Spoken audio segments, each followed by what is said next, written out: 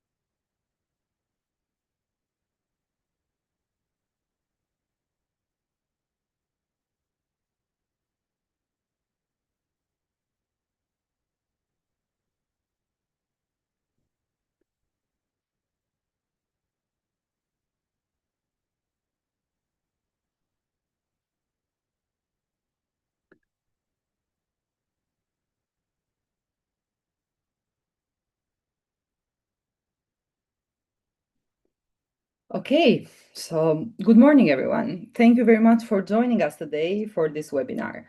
My name is Fationa Meidini, and I'm the director of the Global Initiative Observatory of Illicit Economies in Southeastern Europe.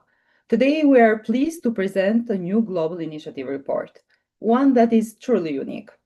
This report applies strategic foresight to explore how criminal dynamics in the Western Balkans might evolve over the next decade. The report, Scenarios for the Future of Organized Crime in the Western Balkans, is the first of this kind.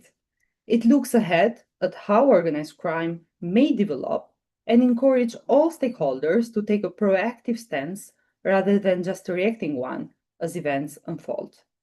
Of course, in order to anticipate the future, we must first understand the present. And over the past 7 years, the Global Initiative Observatory in Southeastern Europe has published dozens of reports that help achieve that.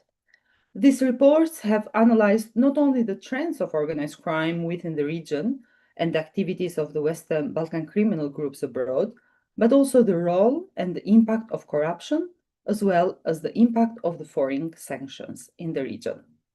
Corruption, as we know, is often the fuel that sustains organized crime. It enables criminals to buy protection, evade justice, and secure influence, creating an environment where illicit economies can thrive almost unchecked. In recent years, we also have focused our work on illicit financial flows, because money really is the lifeblood of organized crime. Cutting off these flows reduces the ability of crime to expand, corrupt, and reinvest in further illegal activities.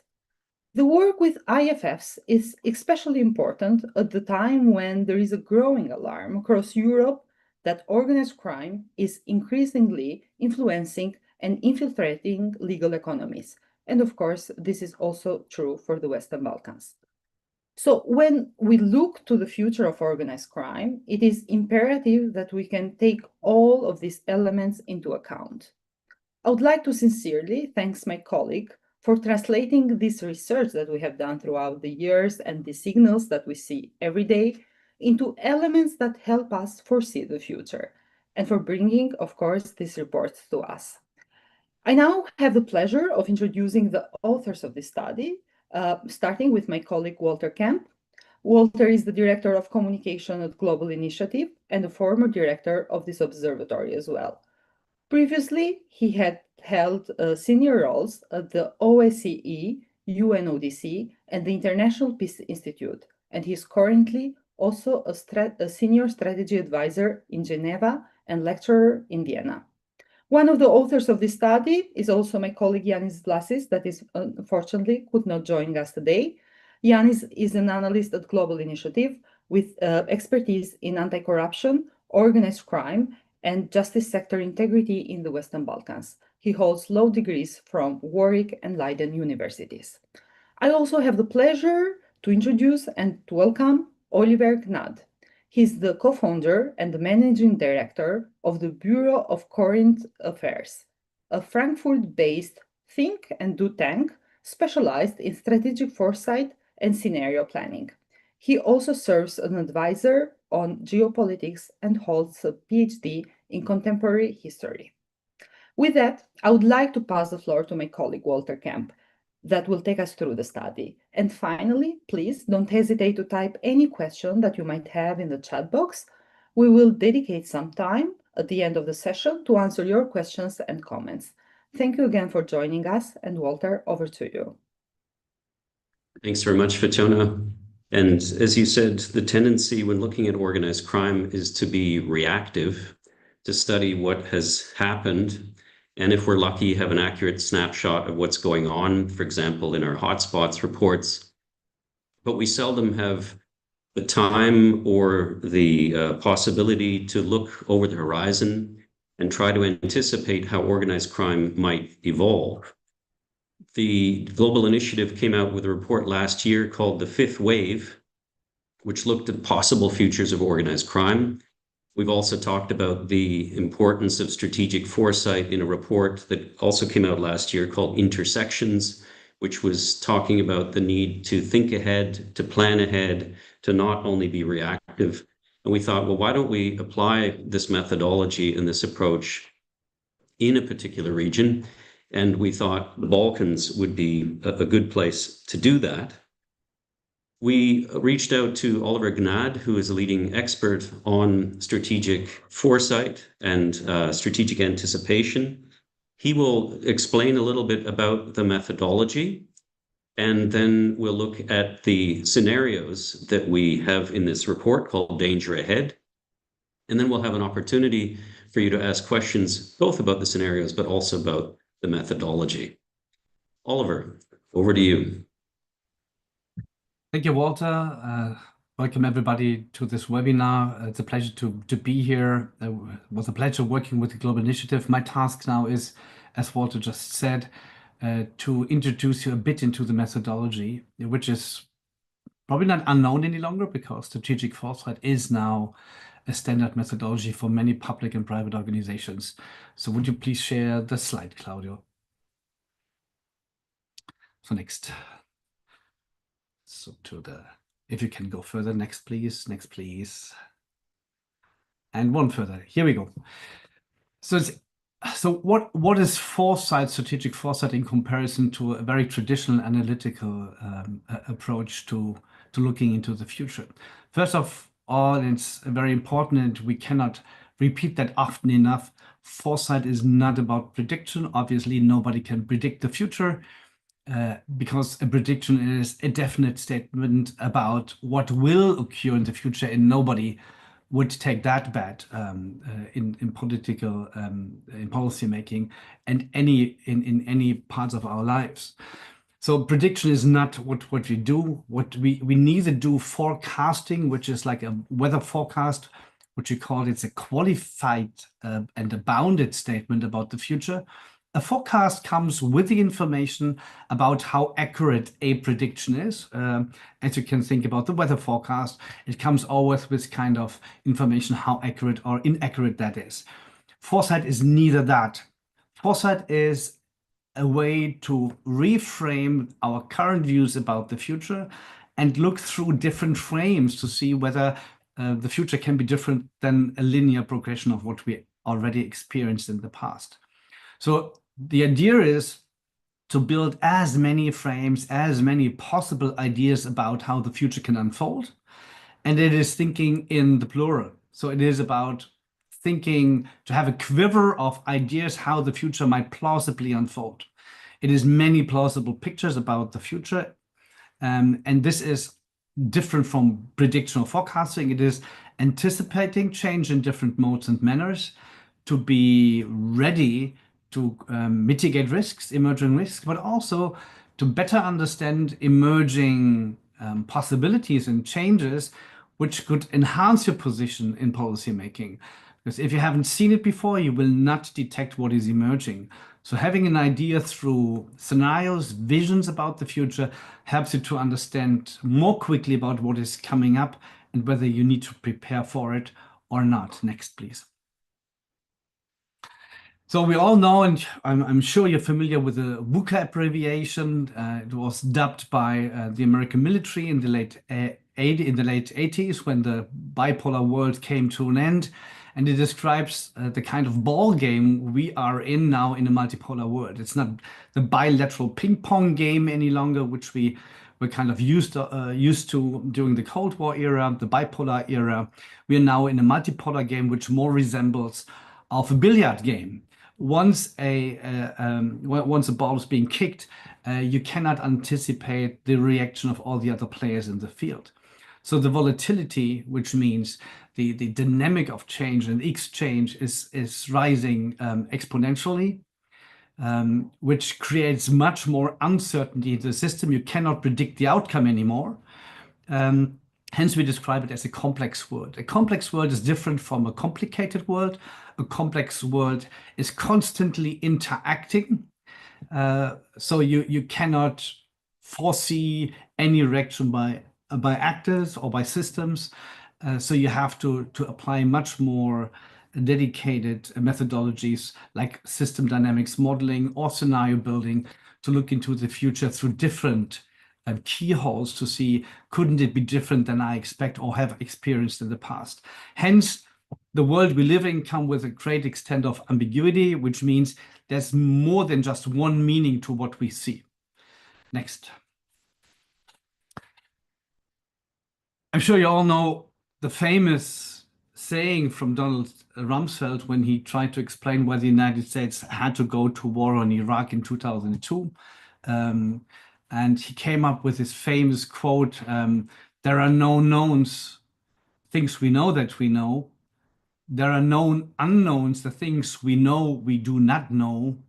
But there are also the unknown unknowns, the things we do not know we do not know. And everybody looked at each other and said, what was that kind of statement?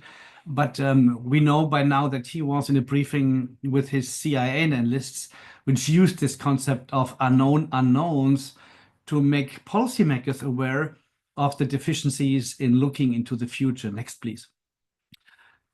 So if you look into the kind of logic, it very much gives you the rationale for developing scenarios in an increasingly VUCA world.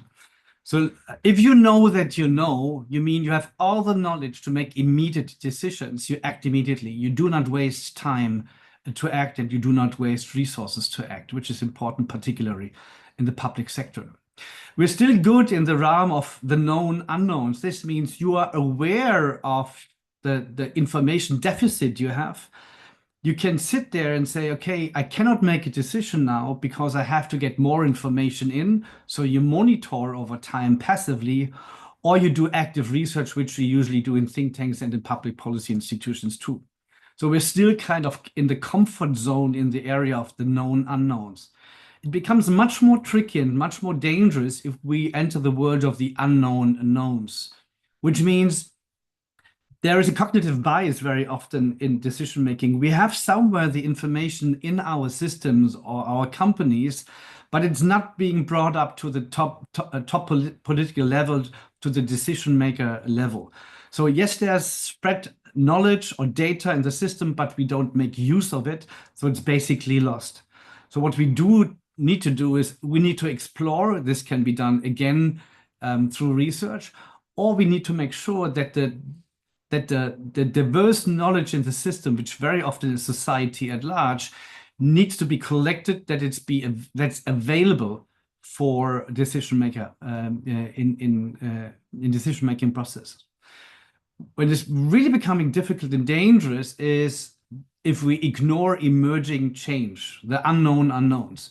Very often we talk about the weak signals of change, can be emerging technologies, as we have seen that 2 or 3 years ago with artificial intelligence. If we do not look into the emerging patterns of change, which are distributed throughout society, we will run very quickly into difficulties.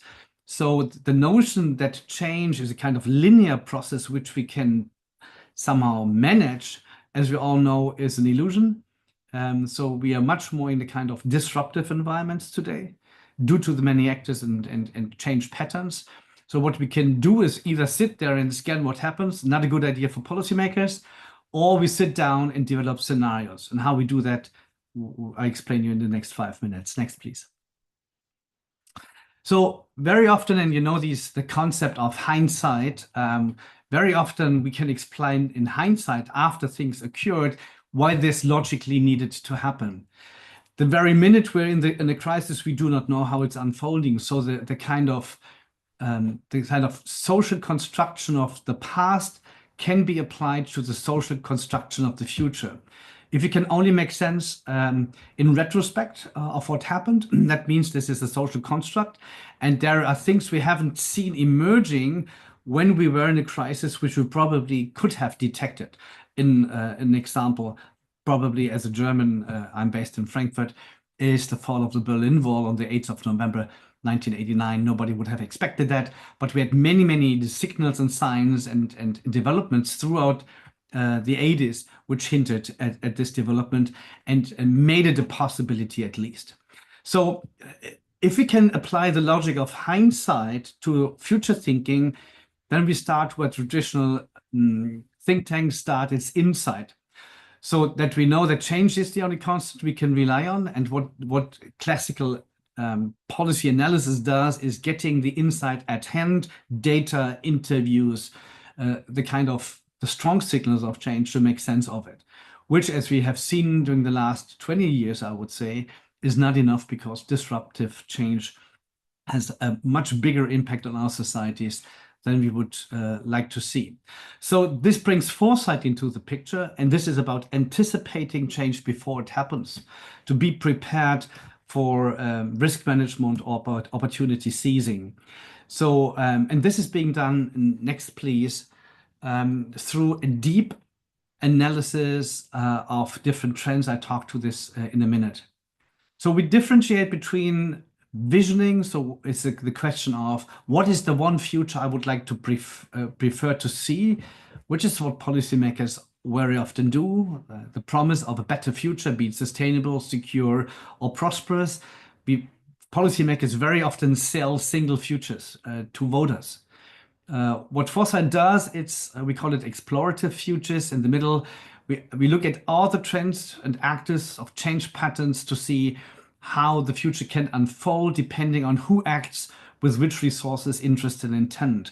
So this kind of exploration of futures is what foresight does, and very often it refers to extreme scenarios, disruptive black swan events. And the question is whether we are prepared for sudden and unexpected change. So these are the kind of three alleys we go down if we want to embark onto policy dialogues which are different from the past. Next, please.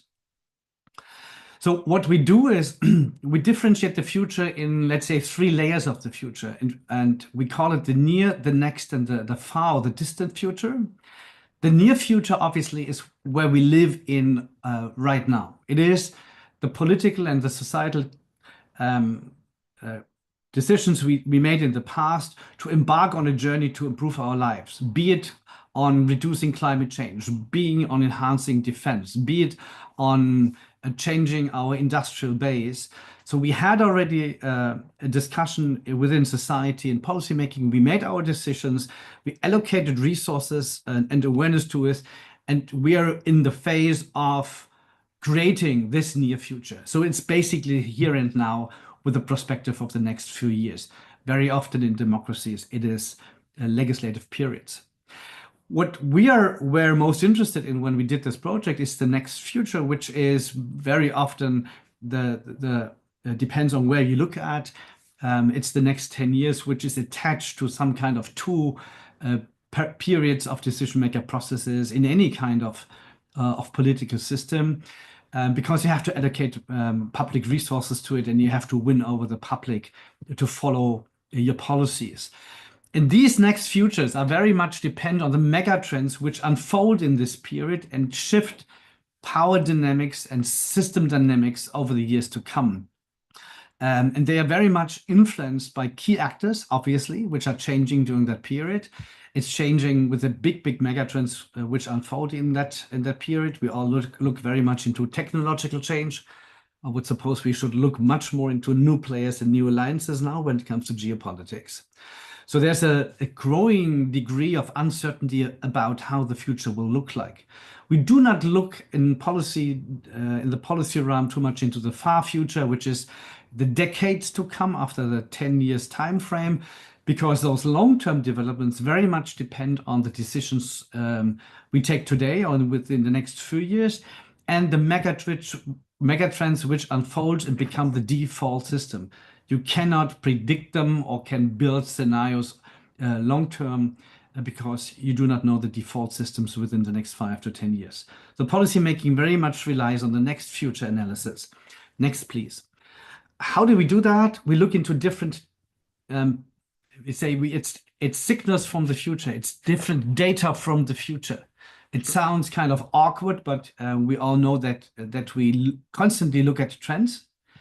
And we differentiate between the global or mega trends, first, which are characterized by every society is affected by them, whether you like it or not. You cannot ignore them, like digitalization, like a multipolar system, like demographic change. You cannot undo those trends by a political decision. They take years to unfold. They are persistent trends of our societies, sometimes for decades, and they are very resistant to shocks and changes. So they persist over a long time throughout societies. So these megatrends obviously need to be in every picture, no matter what kind of analysis you do. It's getting more tricky if you look to the more temporal, sectoral, or regional trends. They're changing very fast. We use a framework we call PESTLE. I'm sure you know this analytical framework. It looks at all walks of life or how society is being influenced, be it political, economic, or any other change, so that you systematically, with experts, go through these change patterns or different sectors to not leave out any important angle. Very often we need to rely on really technical experts because they read things or they do things before the average person is looking at that. So we need this kind of weak signal of change through expert communities. These trends are much more temporal, a few years. They change very often or very quickly.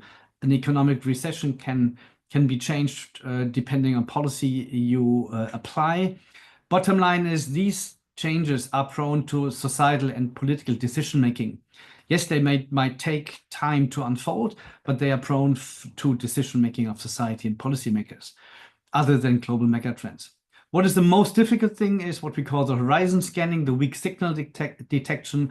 So what are emerging factors of change which we cannot understand, and we do not understand yet fully, the impact of society, but they neither go away. So they are there to stay, they are unfolding, and the question is who acts upon them? Who assigns, allocates money, resources, political will to them, to use them to enforce their interests and will upon others? And this is very often forgotten.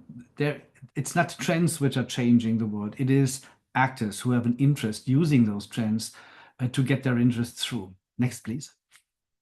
Almost done. So last slide here is the question of wildcards. In foresight, wildcards are those factors of influence which have a low probability to emerge, but if they emerge and if they hit, it's a high impact event. They are disruptive, they change systems constantly or persistently, and there's a time before this event hits and a time thereafter. It's a kind of systemic change, as we've seen that with the war of Russia on Ukraine. So the question of imagination, what could hit, needs to enter the policy game. And as we all know, imagination, creativity is not the first characterization. If you look at the public sector and public servants, we need to have more wide thinking out there to be better prepared. And this is applying these kind of methodologies and the kind of wild thinking. This is what Walter, Fatjona, Yannis, and the team of the Global Initiative applied to this exercise. And Walter, now over back to you for the presentation of those scenarios. Thank you very much. Thanks very much, Oliver. And that's a fascinating methodology. It was very interesting to apply it. But just to briefly take you inside the kitchen, we had 2 workshops where we looked at these global mega trends and drivers of change. And then we got down into the more specific regional and sectoral trends. Again, we don't have a crystal ball, but looking at things which might be possible futures in the next 10 years. What was the most difficult, as Oliver mentioned, is to try and pick up these weak signals of change. How do you distinguish the weak signals from a lot of noise that's going on? Who are the key actors? Who might be the most affected in different situations? And then map out scenario pathways to 2035. And if you look at the report, you'll see that we have 7 scenarios, and they're written as a narrative of the not too distant future. So it's as if you're reading a newspaper of the future in a way, of different scenarios as they play out. As I mentioned, there are 7 of them. I'll go through them briefly. One thing to keep in mind is that they're not separate futures. Some aspects of these scenarios could affect others, and that's always something to bear in mind. So these are not unique in a sense. They are interconnected, and one would have a relationship on the other. And it's always important to remember that there's an S on the futures. It's not a future. We're not making a forecast, a prediction. We're talking about possible trajectories. So let's go through them briefly. The first is called criminal states. And this is looking at the possibility in the not too distant future of a close cooperation between criminal, political, and business elites, so-called stabilocracies. And these are countries which might be relatively stable, but not necessarily democratic. And frankly, we've seen this trend in the Western Balkans in the past. We've also coined the term at the Global Initiative of organized corruption. It's a system where political power is increasingly centralized, their patronage networks, and that these criminal actors are somehow insulated because of their connections. You can see there an approximate timeline over the next 10 years, what could happen. Obviously, the impact of state-embedded actors in some countries of the region would be significant. It's possible, as you see going towards the bottom there, the evolution of hybrid criminalized states, where criminal groups actually enter parliament and enjoy a degree of political protection. The worst case scenario would obviously be mafia states. The next scenario relates to Fortress Europe. This talks about the impact of migration in several different ways. One is the demographic push that by the late 2020s, over 40% of the population of the region would live abroad, especially young people. This would create labor shortages in the region, where the governments would obviously then be looking to fill shortages in healthcare, in public services, and so on, and have to open themselves up to in-migration to the Western Balkans. At the same time, the region would probably remain a corridor for people transiting from the Middle East and North Africa to Western Europe. However, at the same time, and we already see this trend, there would be the tendency towards the Fortress Europe effect, so stricter controls from EU countries, which would increase the incentive for traffickers to try and smuggle people into the EU. It would also increase a market for counterfeit documents, trade in stolen IDs, and so on. At the same time, we took into consideration the fact that some of the people coming into the Western Balkans through pushes of outmigration, for example, from North Africa, instead of these people going on to the EU, some smugglers might try and lure some of these people into the informal economy in the Western Balkans. And this could lead to an increase in labor exploitation. It's also possible that some of these new migrants to the region could get involved in licit jobs, for example, delivery of food and other services, but then move into supplying drugs, smuggling migrants across the region, So you'd have the emergence of new types of criminal groups that are not from the region. The last point that we factored into here was in-migration within these countries, so rural depopulation, leaving some parts of countries in the Western Balkans quite vulnerable to criminals and their collaborators buying up cheap land, which could be used for renewable energy, fake organic food, and perhaps the production of synthetic drugs. That's a nice segue to our next scenario, which is called Breaking Bad in the Balkans. And in this scenario, we anticipate that the Western Balkans could become one of the biggest producers of synthetic drugs in Europe by 2035. This would see a shift in the markets of the region away from cannabis and heroin, more into synthetic drugs. We thought that some of the key leading indicators would be the possibility of more trade coming to the region, including through Chinese investment, which might open up the possibility of easier flow of precursors coming from China into ports controlled by China and also special economic zones. We looked at the possibility of knock-on effects. You can see there toxic waste, that if there are more drug labs in the region, some of the byproducts would be dumped into streams and have an impact on tourism, for example.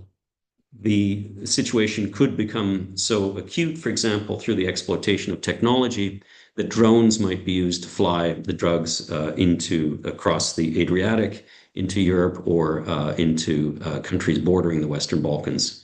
This could trigger a public health crisis and also a rather robust international response, including, as we anticipate there, from China, which might see a self-interest in cracking down on this problem in cooperation with countries of the Western Balkans. Our next scenario is called tectonic shifts, a bit of a play on words there. The impact of technology both on organized crime and law enforcement.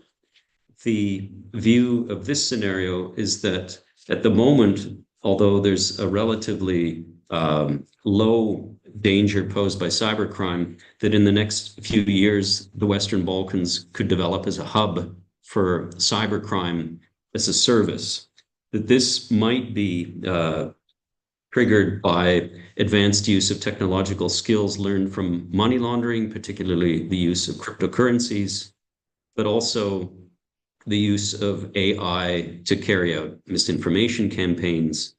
And that, again, these groups from the Balkans might become quite effective at ransomware, at actually using some of the technology that they acquire to attack targets in the EU.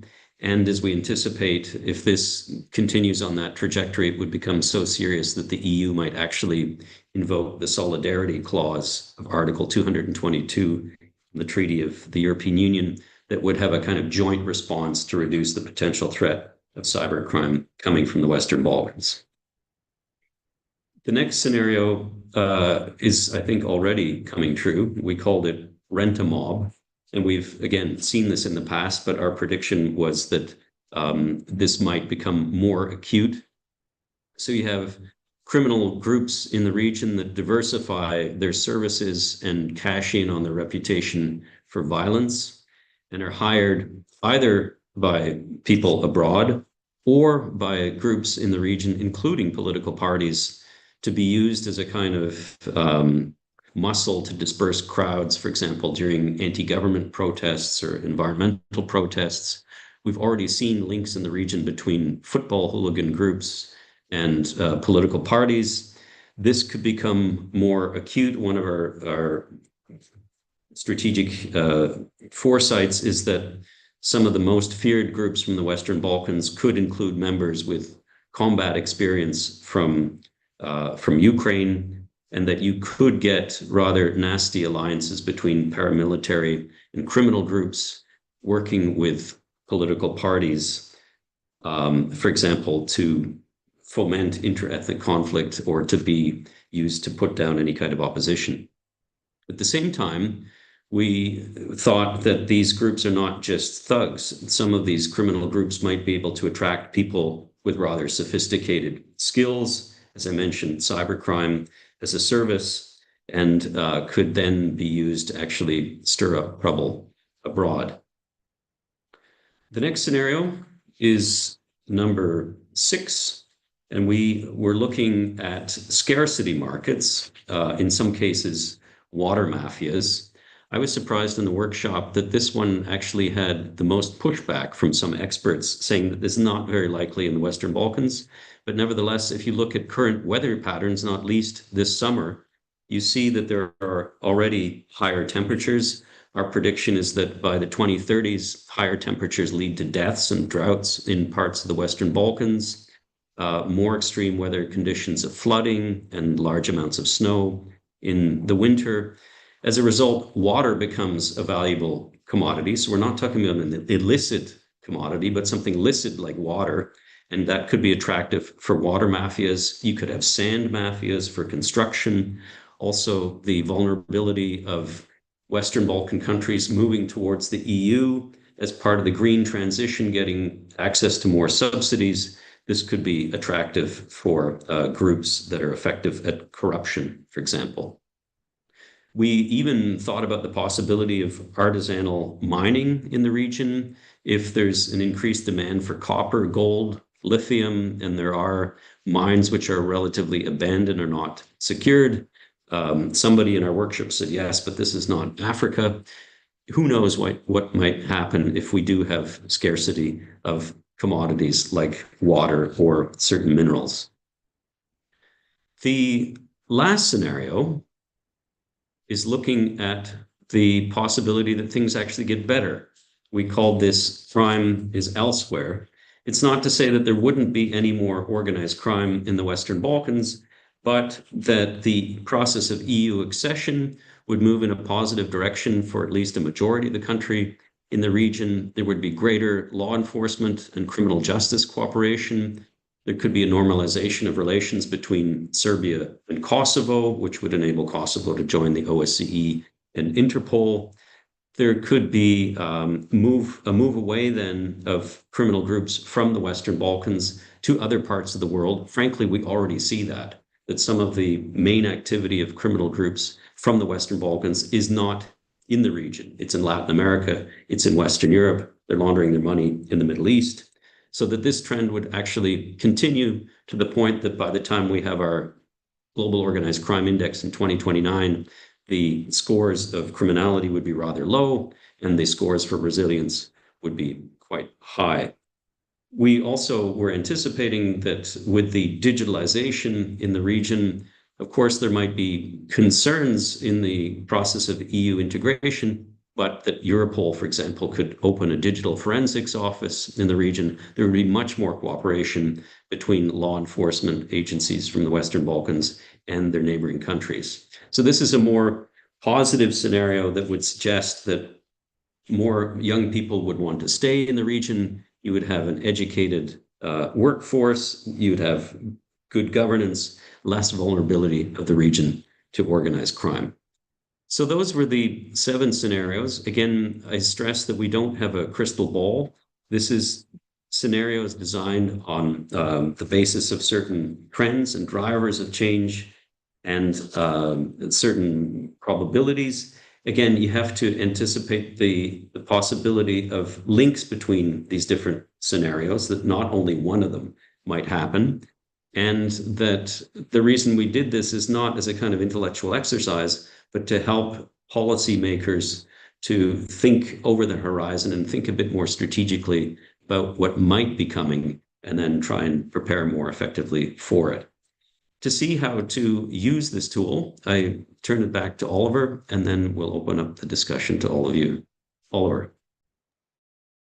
Thanks, Walter, for this concise overview. Just quickly, it's just 2 more slides, and then we're done. The question is how to make use of scenario thinking for policy and decision making, which is the hardest step in using this kind of analysis for actual policy changes. And next, please. So what you actually need to do is use those scenarios and the trend analysis you did as a repository for creating an indicator-based tracking and tracing system. So what you do in economics is find those indicators which clearly hint into the emergence of just a single scenario you want to look at. Obviously, this is just, as Walter hinted at, a selection of scenarios. There might and will be many, many different ones. But once you think you have tracked and traced the most important drivers, convert them into a set of a minimum set of indicators which you can track and trace to see whether you're moving into this direction, need to start acting for policy and decision making. For instance, an indicator set for the Breaking Bad in the Balkans, which was the synthetic drug scenario. You can look at drug production sites and distribution patterns if you closely work with law enforcement agencies.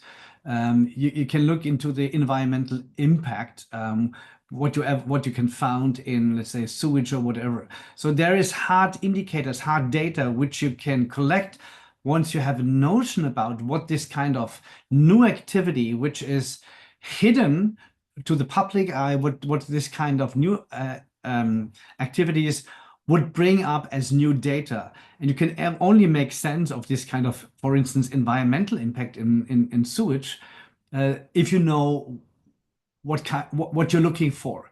So if you haven't created scenarios, if you haven't invoked a new picture, a new vision of the future, you will not be able to pose useful questions to what you need to look after. So we call this, and this is not yet existing, an index of future organized crime, which could build up on the existing organized crime index of the GI. So once you have a tracking and tracing, a monitoring system in place, you can easily do your policy consultancy, and you can do your strategy development and your resource allocation. This is it. Thank you.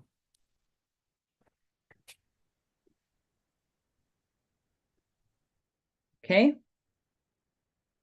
Okay, thank you very much, colleagues, for this presentation and for taking us through the methodological details of this innovative study, I have to say, as well as sharing some of the scenarios of how organized crime could unfold in the Balkans over the next decade. In the Q&A box, we have received several questions and also some observations. Some of these observations, in fact, are portraying the present and the future of organized crime in the region as very bleak. There are, of course, many challenges today regarding organized crime in the Western Balkans. And what we have noted is often we see this triangle of illegality formed between criminal actors and networks, people in powers, and also in the private business. However, on the other side, I have to say that we also have seen some positive signals and some ongoing reforms. Part of this progress, of course, as it was also mentioned in the chat, is driven by the efforts of the Western Balkan countries to advance in their EU integration path. In the judiciary, for example, in some of the countries in the Balkans, we are seeing some notable changes. For example, the establishment of special prosecution office for high-level corruption and organized crime in Albania, the so-called SPAC. So we know, for example, that in the last 5 years, these structures have already produced tangible results when it comes to investigating high-level politicians and really being able to take them behind the bar. And also significant crime organized figures have been also prosecuted. So while challenges without any doubt remain, the situation, I have to say, is not entirely doom and gloom. We have some questions, in fact, also when it comes to the timeline of the scenarios that they were presented by Walter, and also is a question about the future of the Balkans in the EU and how this is going to impact and how this is going to change this foresight and the scenarios that we just have presented. So Walter, to you first, and then Oliver also can add something on these questions. Sure. Concerning the timelines, please have a look at the report. In each case, we have scenario pathways which look at 5-year periods. So from 2025 to 2030 and from 2030 to 2035. Again, these are not predictions, but they're things that if you imagine a headline in the news in 5 years from now, something happens which indicates that things are moving in a certain direction. And as Oliver mentioned, if these things were to occur, it would suggest that some ideas that we think are weak signals actually become stronger signals, and that would make you think, aha, okay, things are indeed moving in this type of direction. As to the process of EU accession, I think it depends if all countries of the region were to join the EU at more or less the same time, or only some of them. You would assume, based on historical precedent, that the countries that get into the EU have higher cooperation in terms of criminal justice with neighboring countries. They can draw more effectively on organizations like Frontex, Europol. Of course, it's not a silver bullet that you would get rid of all types of organized crime, but I think it would move you closer to that seventh scenario where there's less of a risk of organized crime in the region. If there's uneven EU accession, then there's likelihood of some criminal actors trying to get into Western Balkan countries that are then members of the European Union. You would also probably see certain dynamics in terms of migration through the Western Balkans, and also perhaps the risk of greater corruption among countries that get in, that have access to money for things like the green transition. This is something that we factored into the report. So the key is to remember the geographical significance of this region. There are trade dynamics with North Africa, with Asia, with Turkey, as well as with the European Union. It will depend obviously on geopolitical developments, but also developments in trade and investment and EU accession. Have a look at the report. We tried to factor this in to as many of the scenarios as possible. It's certainly a determining factor, but not the only one, I would say. Maybe just adding from a methodological point of view what Walter just hinted at. Obviously, this is just a glimpse of what is possible. We wanted to introduce the methodology to start and steer new thinking about the impossible. If you do not think about the impossible, you will not be prepared, right? So the question is this a methodology which might lead to a more robust policy making in times of massive societal disruptions, not only politically, geopolitically, economically, technologically. So everybody's talking about the big disruptive century or decade, only comparable to a century ago, the 1920s. And I think what we also wanted to demonstrate is that this opens up new pathways into political analysis and decision making. Answering to a question of Henning Rieke. Henning, good to see you here. Whether mob consultants would use that. I'm pretty sure that mob consultants are much smarter in finding the gaps in the system than public prosecutors do.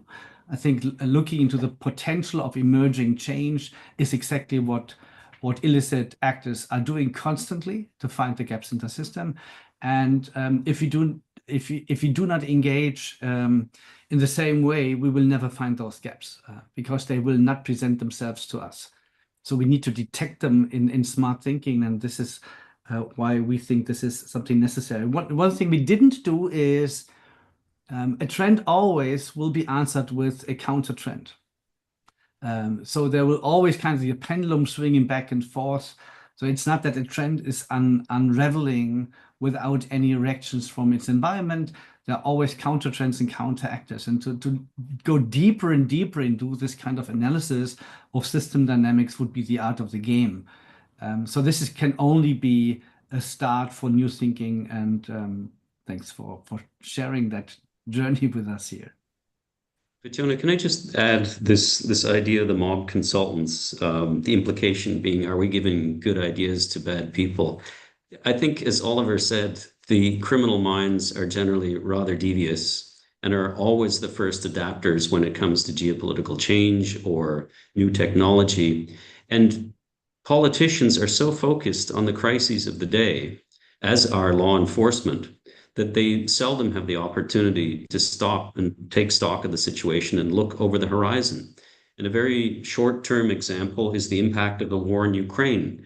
We already see a shift in some trafficking routes through the South Caucasus, people moving away from the Black Sea, for example.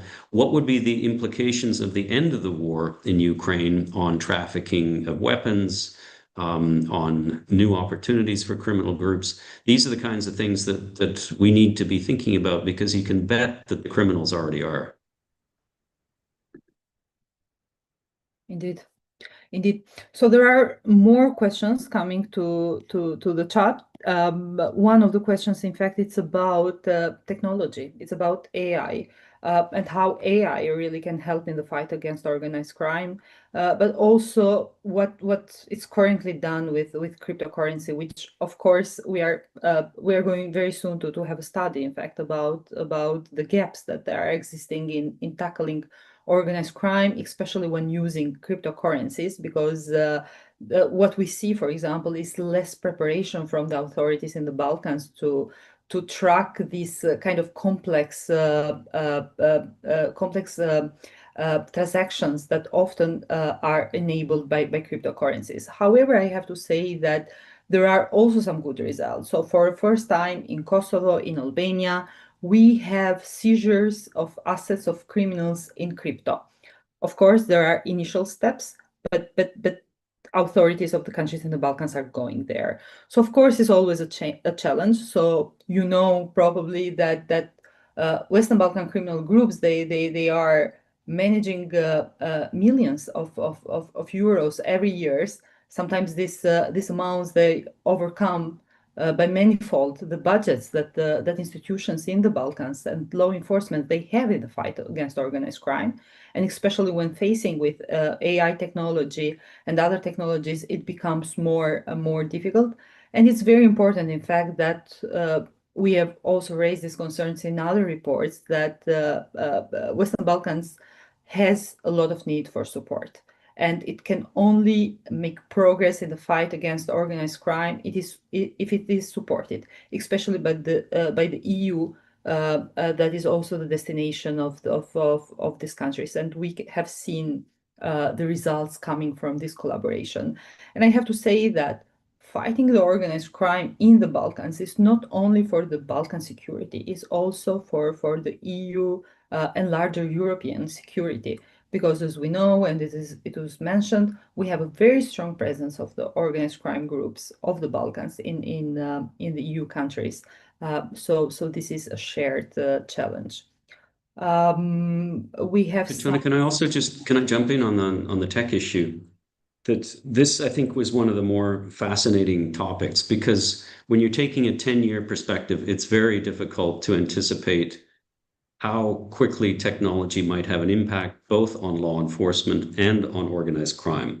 So in a short-term perspective, we were looking at the impact of cryptocurrency. As you mentioned, we're coming out with reports on how groups from the Western Balkans increasingly use crypto, for example, for money laundering.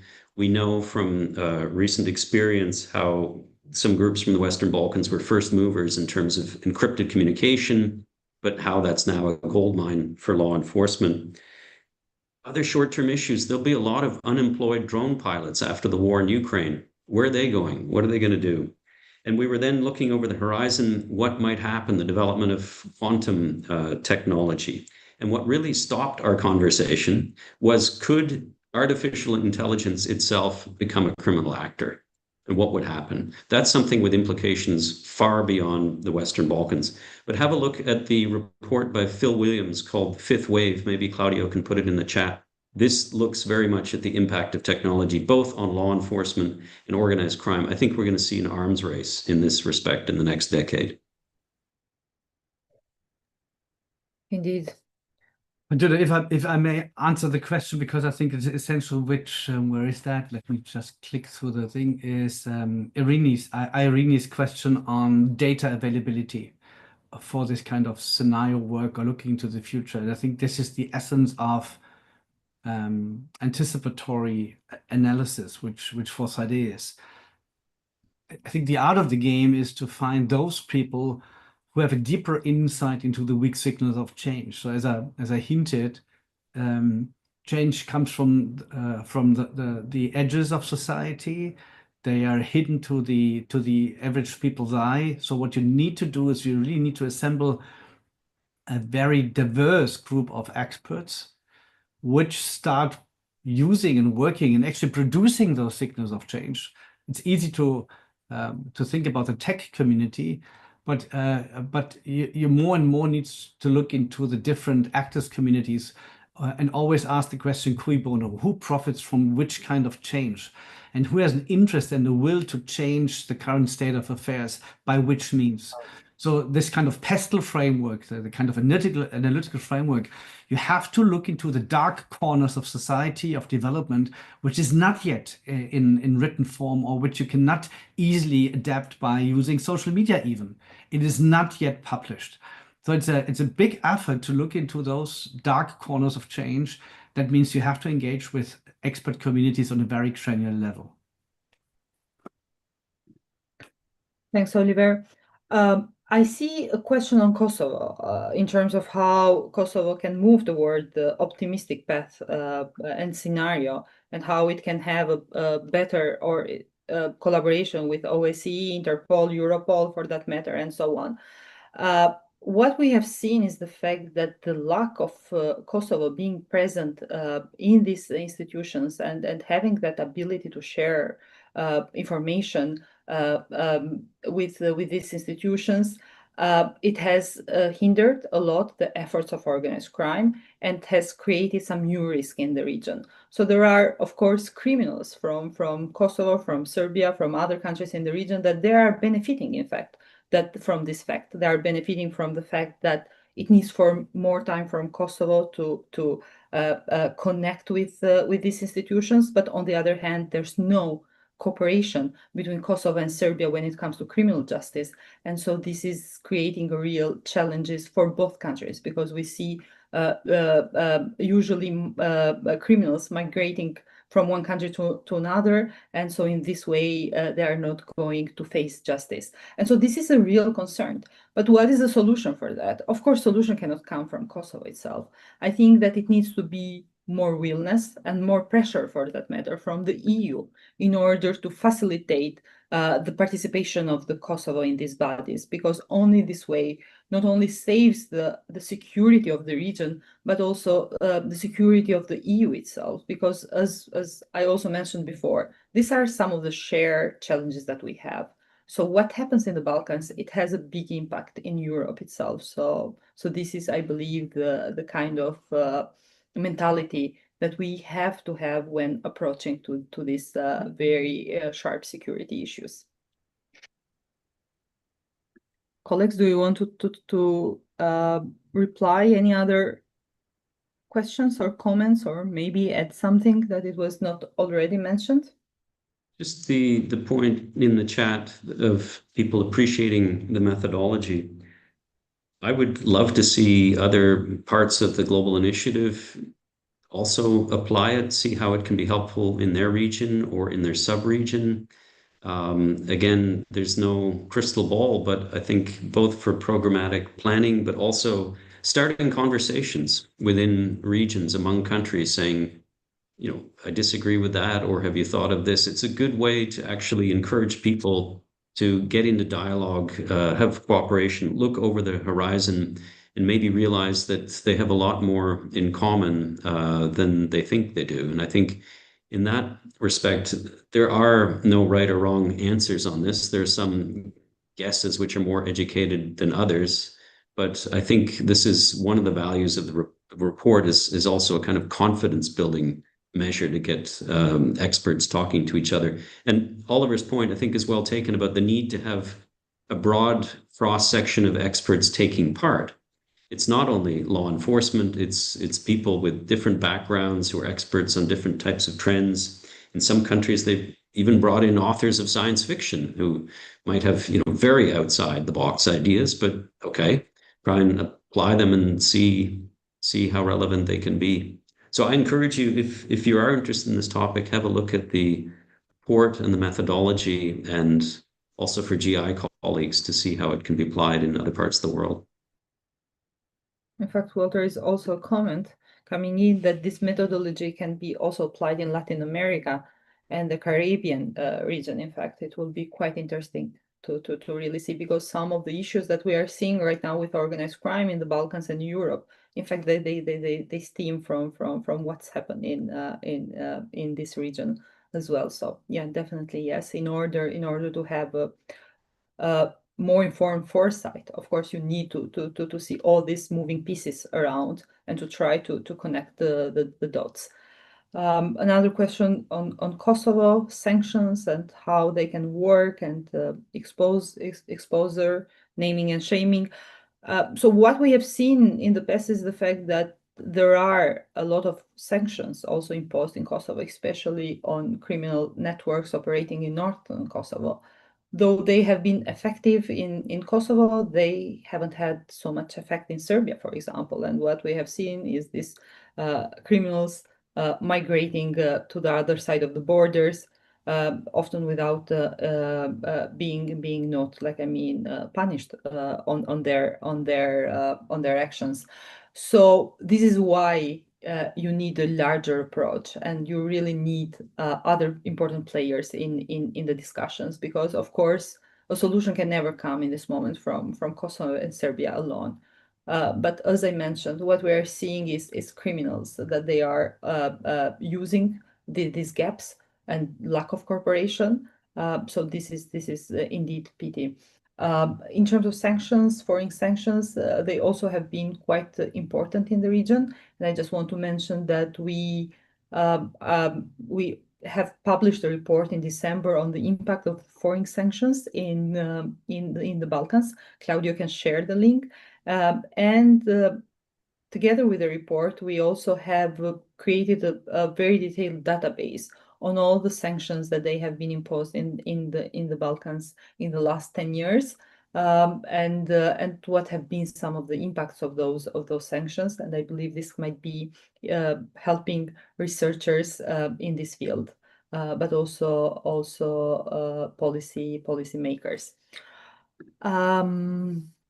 Anything else? Just this really sticks in my head, the comment in the chat about the consultants to the mob. One, we've also used a methodology like this when looking at the risks of arms trafficking from Ukraine after the war. And there was a kind of red team, which was also then trying to think like a criminal mind. And I think when you're talking about getting a broad group of experts, some of them have to be thinking like the criminals, to be saying, okay, if I were a criminal, I would be using this kind of dual use technology, or I would be looking for these new opportunities and so on. And I think this is why it's useful to have people with the background, like the type of analysts that we have, the Global Initiative, who are experts in organized crime, working together with people like Oliver, who are familiar with the methodology, but also the global trends, getting people from different backgrounds to brainstorm. I have to say this was a really interesting project, and I hope that some of that enthusiasm and innovation also comes through in the report. Indeed. More questions, in fact, are coming in, and it's a little bit difficult to reply them in the real time. One question is about diaspora return skills schemes, and how this is going to reduce brain drain in the region, and that fuels informal economies and criminal recruitment. Walter, any idea? That's a big question. Obviously, the greater the investment in infrastructure and public administration, public services in these countries, the less incentive people will have to move. But people have been moving since they've learned how to walk for thousands of years. Migration is normal. Illegal migration is the problem. As we looked at in our scenarios, it's quite possible that you'll get new demographic trends in the Western Balkans of people coming from different parts of the world, but who want to stay in the Western Balkans and look for jobs. Also, in our seventh scenario, the very real possibility that more young people would be coming back from Europe, North America, other parts of the world where they've emigrated, seeing opportunities in the region. And I think the challenge for all of us is to work towards that seventh scenario. And if I might add, Fatjona, so to that question, so in a different context, we did scenarios exactly on that question. How migration or outbound migration or return migration or circular migration can be enhance through the Western Balkans. And obviously, we pursue contradictory policies in Europe. Opening up markets, which comes with the free movement of people, is a massive pull factor towards prosperity, right? So at the same time, as this report shows, many of the preconditions for a healthy development of societies, of entrepreneurship, etc., or conducting your personal lives is not given in the Western Balkans due to corruption, due to organized crime, due to captured states. So as Walter said, that's the $1 million question.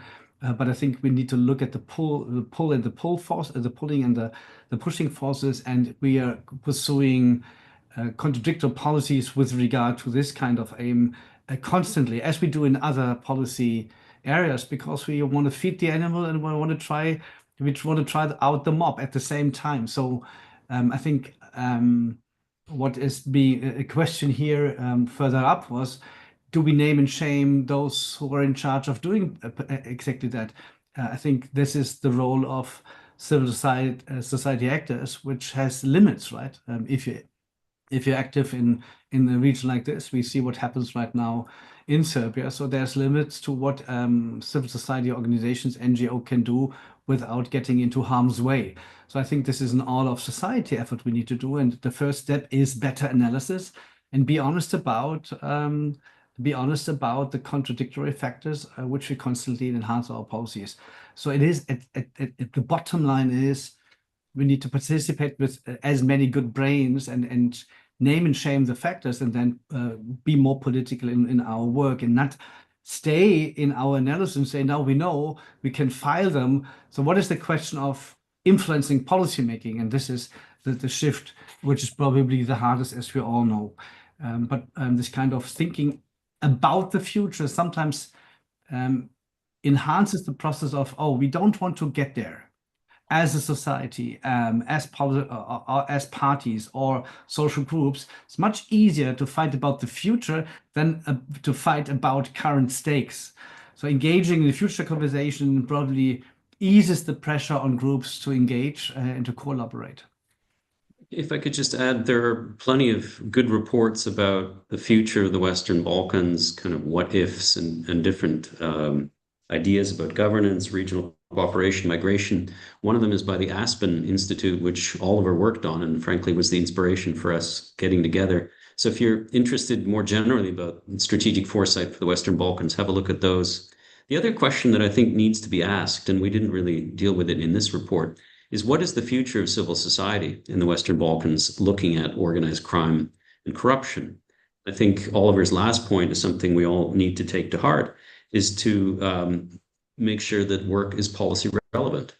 And I think these types of strategic anticipation exercises shouldn't just be in the bubble of academia and civil society, but also be triggering conversations with policymakers from the region, but outside the region as well. How do we make sure there's a lower likelihood of some of these bad trajectories? Indeed.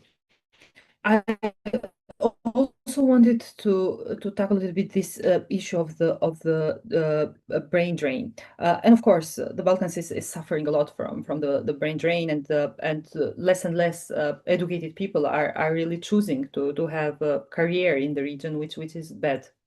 And of course, we are seeing some governments taking some measures in order to try to reverse some of that. So they are starting some initiatives in order to lure the diaspora in order to return back and then contribute to their countries. But of course, this cannot be like, I mean, in any scenario, it cannot be like, I mean, 100% successful, and it's going to be less people returning, even if they return.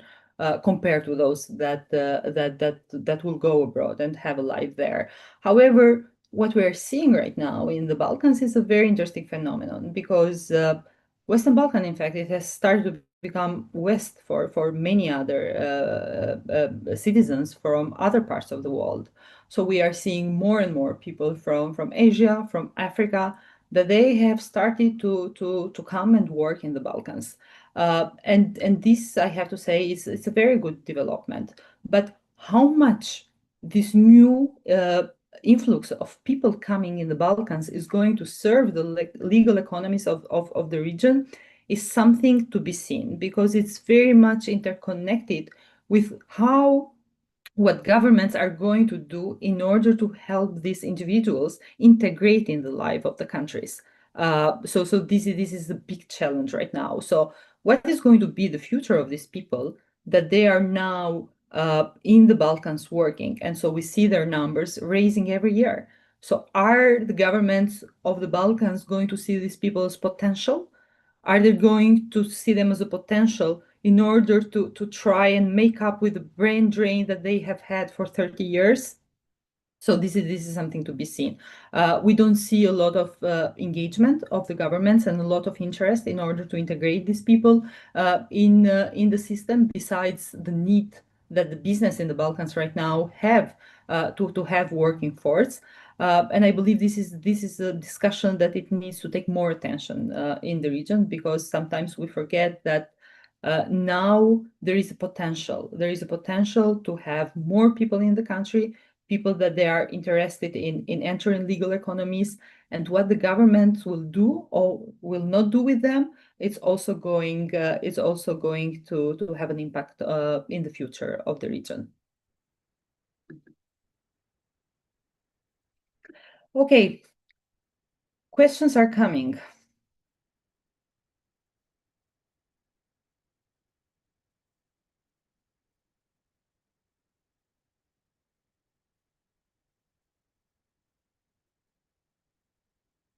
Okay, there is a question about the seventh scenario.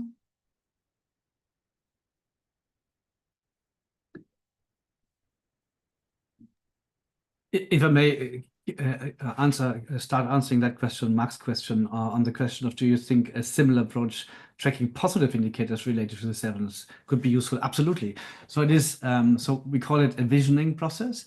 So it's a question: how can you anticipate positive futures, and what is needed? So what you always start with is a very a stock taking of trends without judging upon them.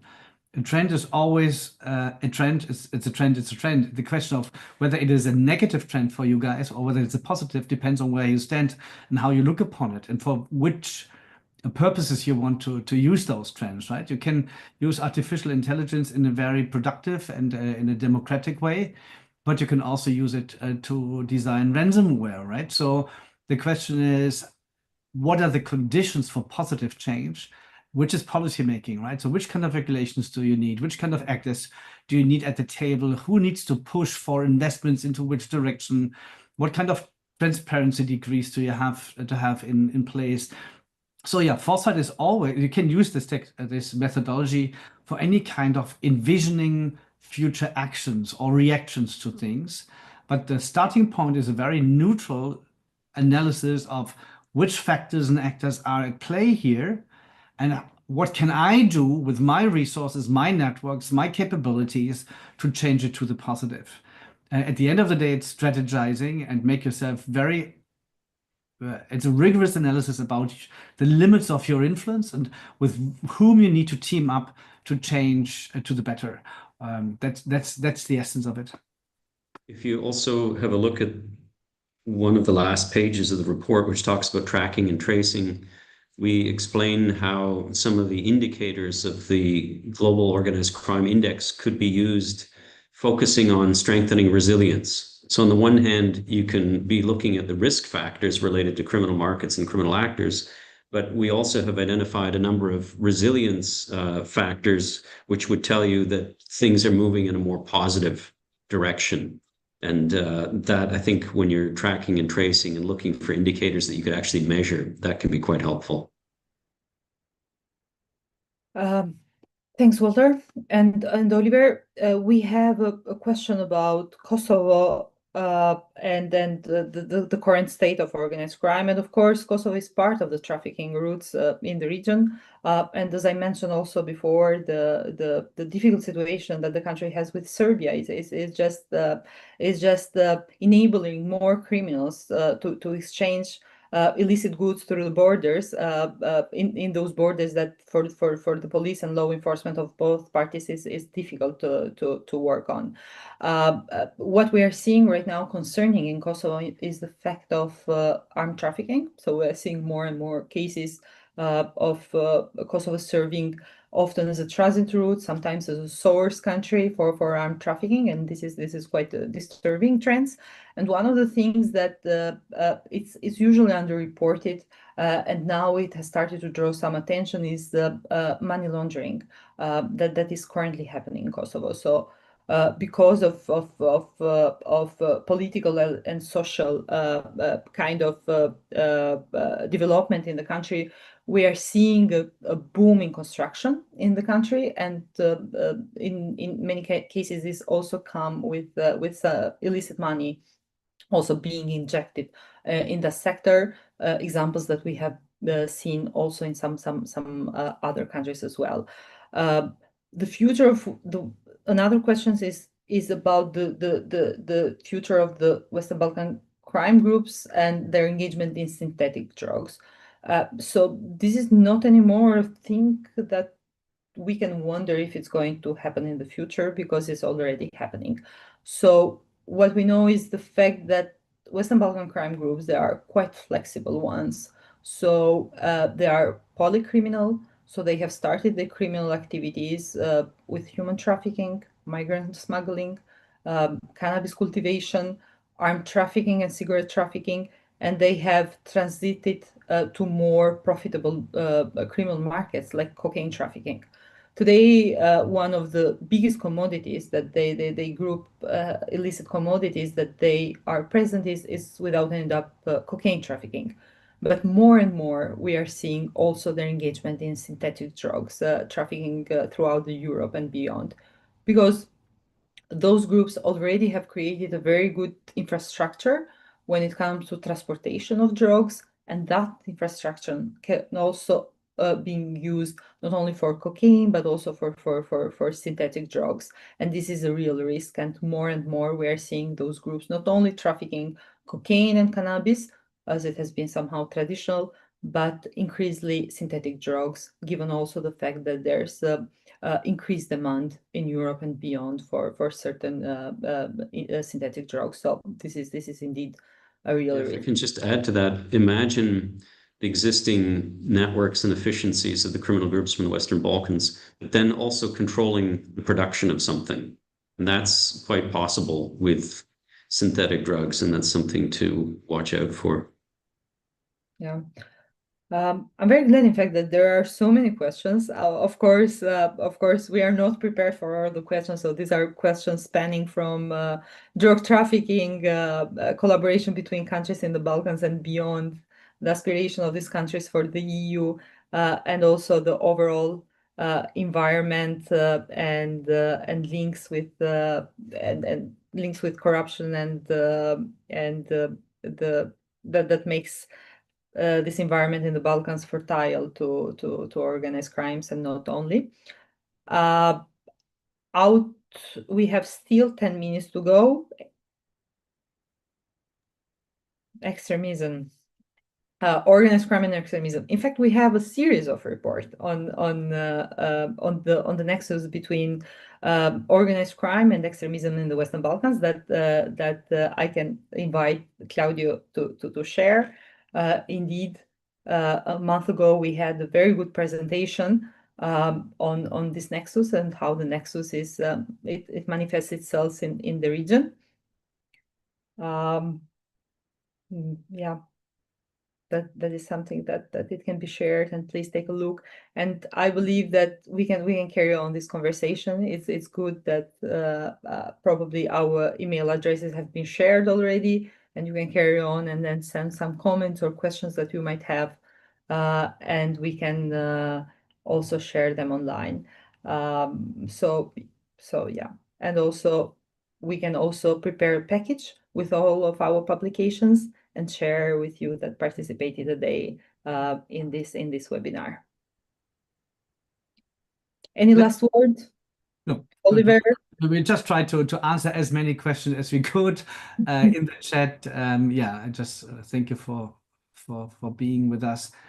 Please reach out to us individually so we can engage bilaterally and probably have a more decent discussion about what you need, what you're interested in. Yeah, also to say that this type of methodology is not something that you do once every 10 years. Present is changing all the time, so that will have an impact on the future. So I think if you were to do this annually, it's a useful exercise. Good. We are going as a set to have a list of our publications that is going to be distributed to you, and after that, please feel free to send us some questions or comments that you might have, and also some ideas for future research.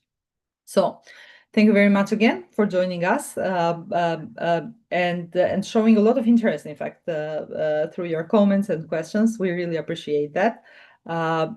We are going to meet again with new publications on the work that is going to, of course, analyze the present, but now more and more also we would like to continue to foresee the future in the region and beyond.